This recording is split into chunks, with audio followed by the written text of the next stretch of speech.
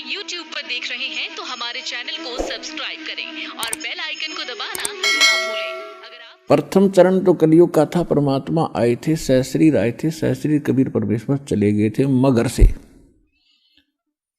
अब ये पिछली पीढ़ी है जो अब स्टार्ट हुई, इसमें कंप्लीट कोर्स है भक्ति का और निरसंशय है, कोई डाउट नहीं, सब प्रमाणित है।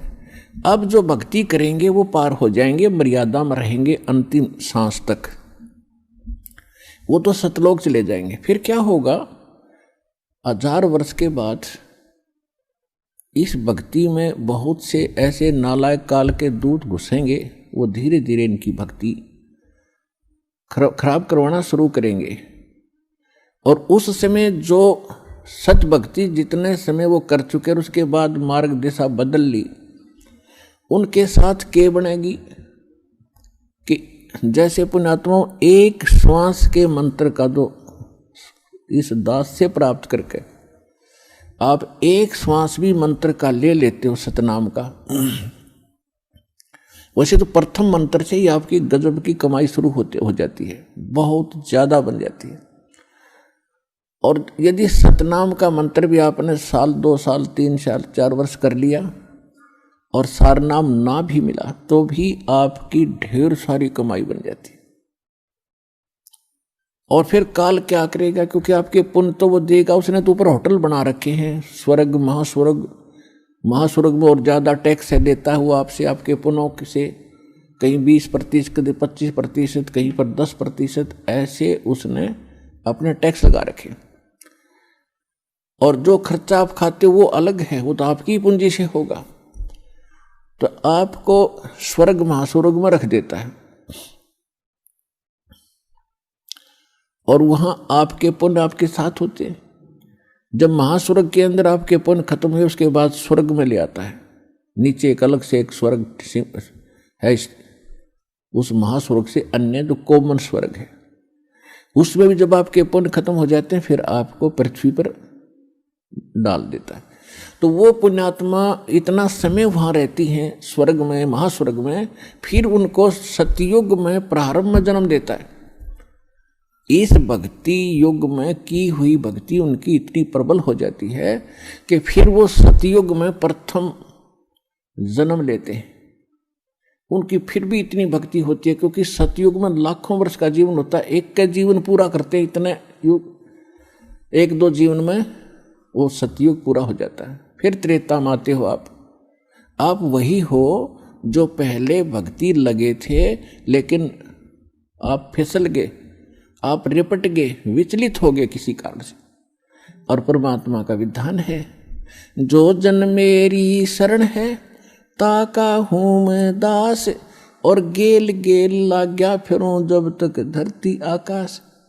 एक बार इस सच्चे नाम से आज कोई जुड़ जाएगा, आज उसने नाम ले लिया, कितना रोगी है और चाहे उसकी कल मृत्यु हो जा, नाम लेते भी हो जा, तो अभी परमात्मा अपने बही में लिख लेगा उस आत्मा को कि मेरी होगी भी।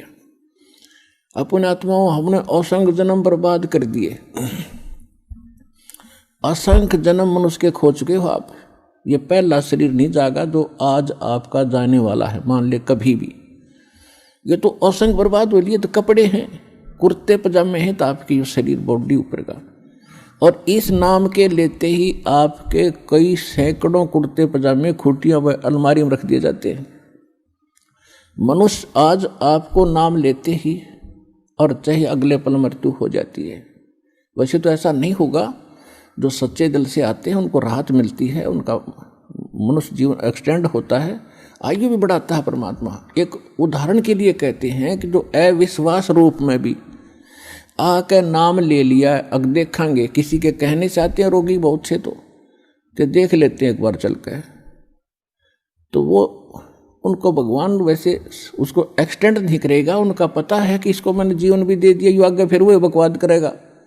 तो परमात्मा ने तो अपनी आत्मा देखनी है कि इसका उद्धार क्यों कर होगा, तो नाम लेते ही यदि उसकी मृत्यु भी होगी तो भी भगवान के अकाउंट में आ गया, और 10 महीना में फिर जन्म देकर उसको फिर बरवाड़ा बुला लेगा, वह शुरुआत होगी उसके जीवन की।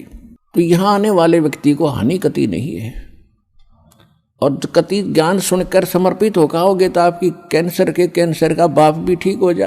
भगवान किसे कहते हैं? वाह भाई वाह। यहां पर कम से कम लाखों भक्तों के कैंसर तक के रोग ठीक हो चुके, जिन्होंने समर्पित भाव से परमात्मा पर विश्वास करके नाम लिया और मर्यादा निभाई। क्योंकि दुखी आदमी मर्यादा खूब निभाता है, सुखी तक गड़बड़ कर देता है, समाज को गणा देकर उसने तो अपनी जान दिखाई देती है, तो उस पर जल्दी राजी हो है भगवान, जल्दी प्रसन्न होता है, उसका जीवन भी बढ़ावेगा और उसको रोग से मुक्त भी करेगा। लेकिन करेगा अपने हिसाब से, उसकी नीत देख के कि आगे कहीं और गड़बड़ ना कर देगी।